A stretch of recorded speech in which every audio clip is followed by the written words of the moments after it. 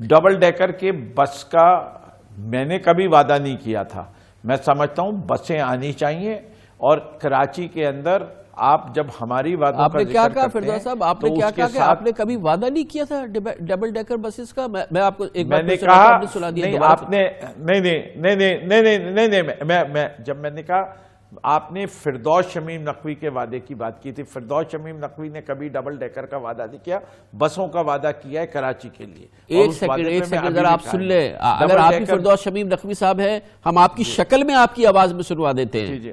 آپ پلیز آپ ذرا پلیز, آپ اتنی جلدی بھول گئے تو پھر لوگوں سے کیے وعدے کیسے یاد رکھیں گے؟ ریمائنڈ کرا دی. ایک سیکنڈ, ابھی ہاتھ کے ہاتھ. کراچی کے اندر ڈبل ڈیکر بسیں دینا پسند کریں گے. یہ بسیں دے کے کس طریقے سے دیں کہ وہ چلتی بھی رہیں اور وہ بازی کی بسوں کی طرح صرف 2 یا 4 ماہ میں خراب ہو جائیں. یہ آپ ہی ہیں, آپ کہہ رہے ہیں کراچی کو ڈبل ڈیکر بسیں دینا پسند کریں گے, ایسی بسیں جو کہ چلتی بھی رہیں, جو کارگر بھی ہو. ڈبل ڈیکر کا لفظ آپ ہی کہہ رہے ہیں سر. کراچی کو اس وقت جو ہے وہ 22,000 سے زیادہ بسیں چاہیے اور کراچی کے اندر 4,700 بسیں ہیں.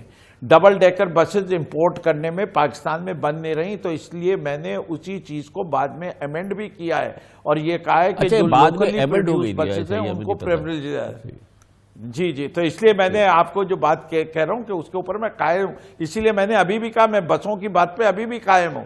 میں بسوں کی بات سے پیچھے نہیں ہٹ رہا, لیکن جنہوں نے 10,000 بسوں کا وعدہ کیا اور 10 بسیں بھی نہیں دیکھے گئے, جنہوں نے ابھی بھی جون کے مہینے میں کہا کہ اگلے 2 ماہ میں 2,000 بسیں آ رہی ہیں, جن کی باقاعدہ ذمہ داری ہے, وہ بھی نہیں. اس کے باوجود میں ابھی بھی سمجھتا ہوں کہ ہم نے انشاءاللہ کراچی کو گرین لائن کی بسز بھی دیں گے اور اس کے علاوہ بھی میں کم سے کم سمجھتا ہوں کہ 500 بسز وفاق کے پیکیج کے اندر ہم ضرور ڈلوانے میں کامیاب ہو جائیں گے.